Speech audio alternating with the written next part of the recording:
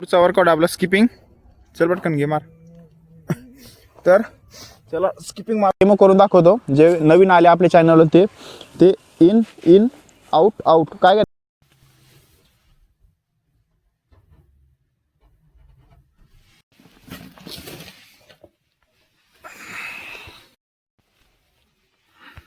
Good morning. आज आहे 365 दिवस चॅलेंजचा 361वा दिवस आहे. तर चला ग्राउंड करून निघू आता आपण.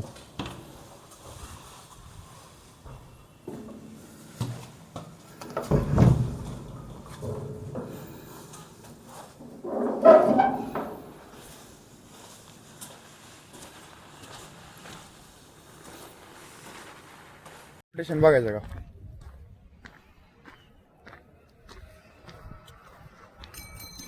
कोणीच नाही.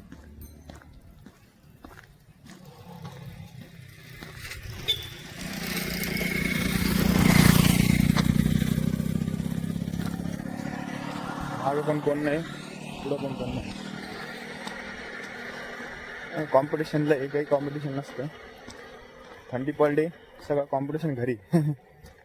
त्याच्यामुळं 100 जण प्रॅक्टिस करणार आहे, त्यातले फक्त 5-6 जणच ओके असते. चला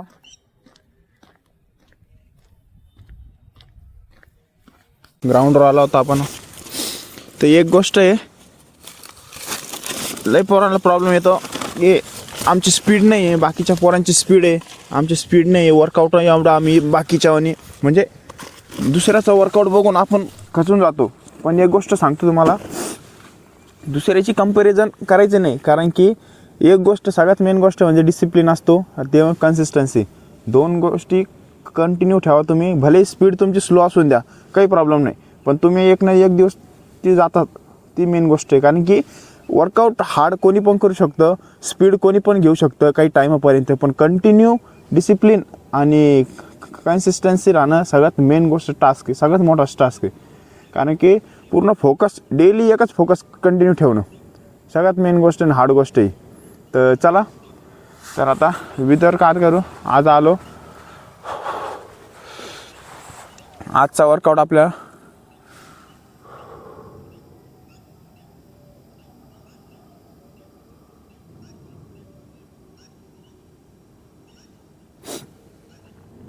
तर आजचा वर्कआउट काय करायचं आहे ते बघू. तर थंडी आज कालपेक्षा लई थंडी पडली आज. तर आता काय करू, वॉर्मअप करू आणि जॉगिंग करू, त्याच्यानंतर आजचा वर्कआउट चालू करू. चला. अरे पिल्लं आहे कुत्र्याची वाटतं, आवाज येऊ राहिला.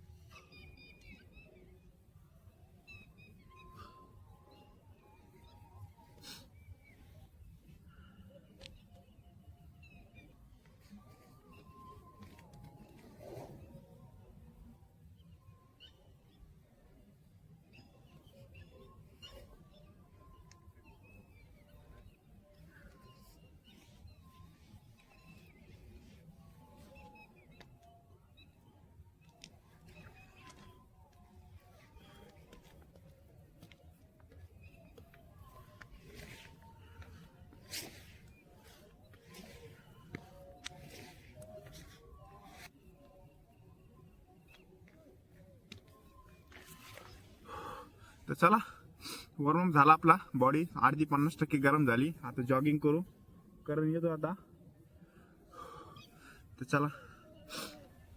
तर चला वॉर्मअप झाला, आता काय करू, जॉगिंग करू आपण. चले.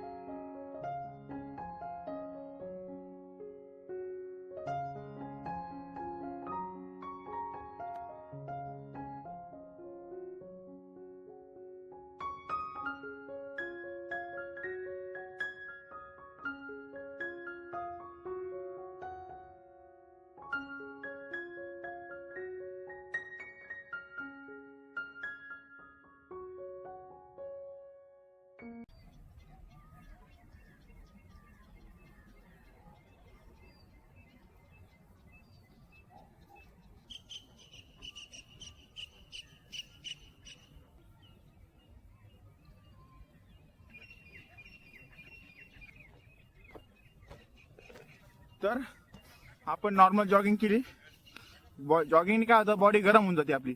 आता बॉडी पूर्ण ॲक्टिव्ह कंडिशनमध्ये झाली आपली. तर आता काय करायचं, इथून पुढं वर्कआउट चालू करायचं आपल्याला.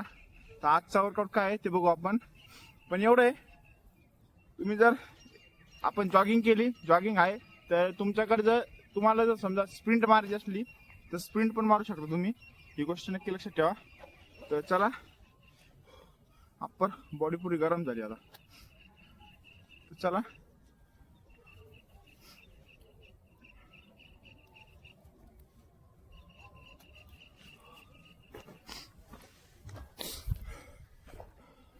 चला. घाम आला एवढं थंडीचं. काय आलं ते? हे तू लागलं पायाला लागलं, पायच लागलं पुरं डायरेक्ट. वॉर्मअप करता. तो म्हणे पाय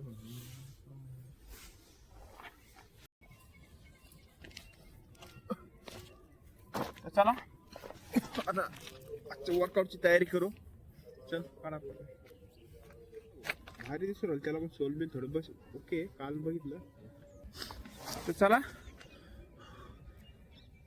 आजचा वर्कआउट आहे इन आउट वर्कआउट आपला. तर चला, लॅडर आणायचं होतं पण लॅडर लक्षात नाही. तर इन आउट वर्कआउट आजचा.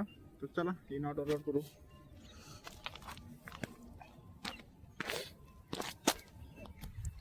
ठेव ना.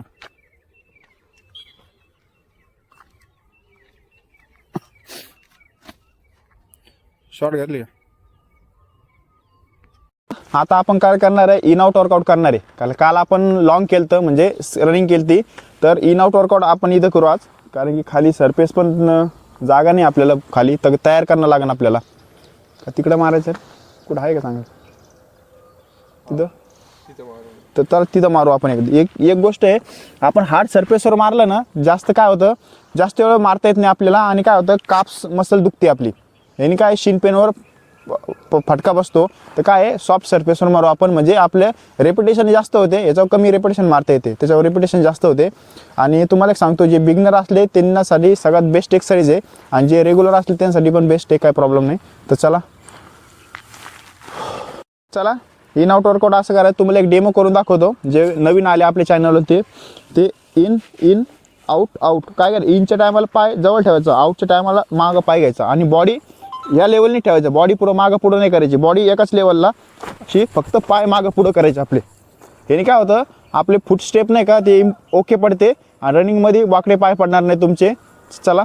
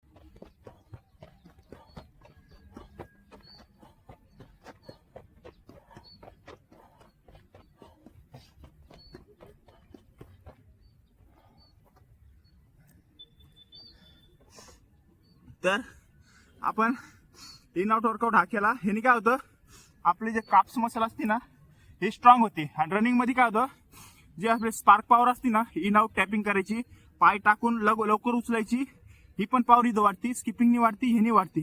ह्यानी रनिंग करताना पूर्ण बॉडीची मुवमेंट जशी असते ना आपली सगळी परफेक्ट राहते. तर चला आजचा इन आउट वर्कआउट झाला कम्प्लीट. तर नेक्स्ट वर्कआउट काय ते बघू. पुढचा वर्कआउट आपला स्किपिंग. चल पटकन घे मार. तर चला स्किपिंग मारू आता आपण. काल आपण मारले सपाटे, तर आज स्किपिंग मारू. फक्त काप्स वर्कआउट आहे आज आपला. तर स्किपिंगने सुद्धा काप्स वाढते. रनिंग मध्ये जे राहत नाही का एंडिंगला आपले पाय गळते बघा, तर पाय जड पडून जाते, पाय उचलत नाहीत, ह्या गोष्टीने क्लिअर होऊन जाते ते पाय. तर स्किपिंग कमीत कमी डेली 500 तरी मारा तुम्ही.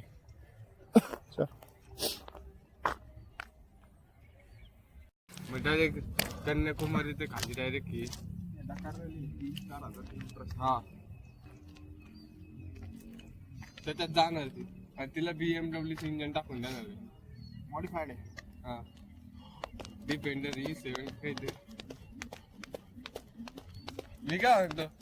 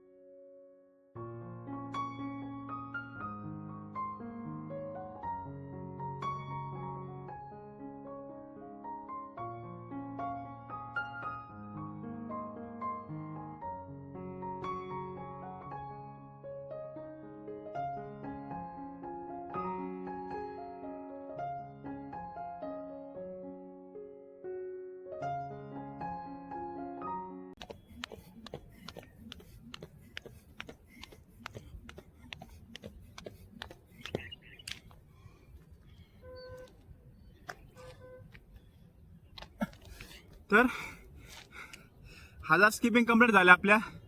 जेवढं आपलं शेड्यूल तेवढं. काल सपाटे मारले होते, आज स्किपिंग मारल्या. यांनी काय होतं माहिती आहे का, आपले काप्स मसल मजबूत होते आणि रनिंगच्या टायमाला जे पाय गळते ना शेवटच्या राऊंडला, किंवा मुलींचं ग्राउंड असू तर दुसऱ्या राऊंडला एंडिंगला पाय गळते, किंवा 1600ला पाय गळते तुमच्या एंडिंगला. तर हे मारा. ह्याने काय होतं, तुमचं स्पार्क पॉवर असते ना ती इम्प्रूव्ह होती स्किपिंगने. तर स्पार्क पॉवर का हे करायचं, त्याच्यामुळं तुमचे पाय कधी गळणार नाही आणि तुमचा स्टॅमिना वाढेल. तर चला, आजचा वर्कआउट झाला कम्प्लीट. आता नेक्स्ट काय ते बघू. काप्स वर्कआउटचा आपण 1-2 सेट मारू. तर काप्स वर्कआउटने आपली काप्स मसल मजबूत होती. ह्याने तो आपला शिन पेन किंवा रनिंग मध्ये स्पार्क पॉवर येते. तर चला वर्कआउट कसा आहे ते बघू. मी जर नाही आलं तुम्ही मला आल्यावर जगून बी द्यायची नाही, कारण तुम्ही जायच्या टायमाला हे विचार करणार आहे की आल्यावर मला काय.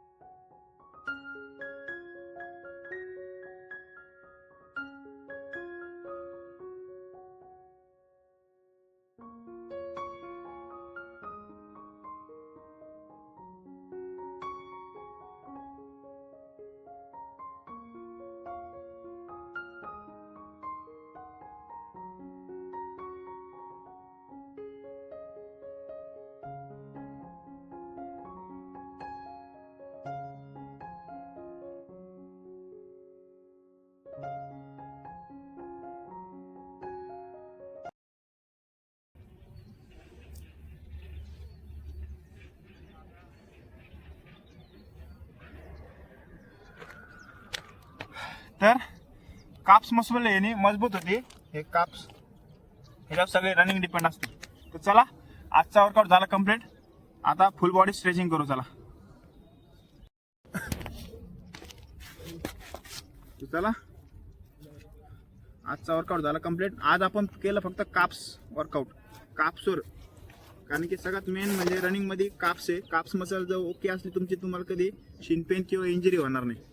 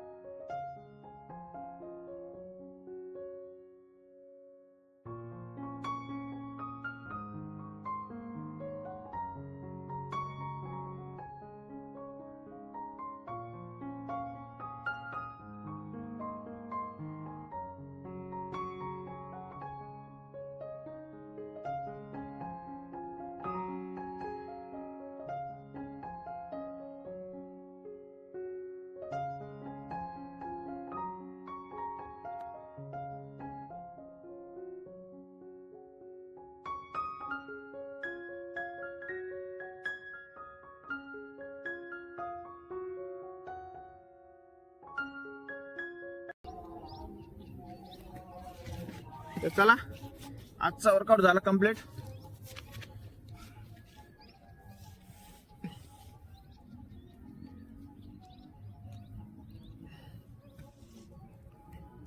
चला भेटू नेक्स्ट व्हिडिओला, नेक्स्ट चॅलेंज सोबत. बाय.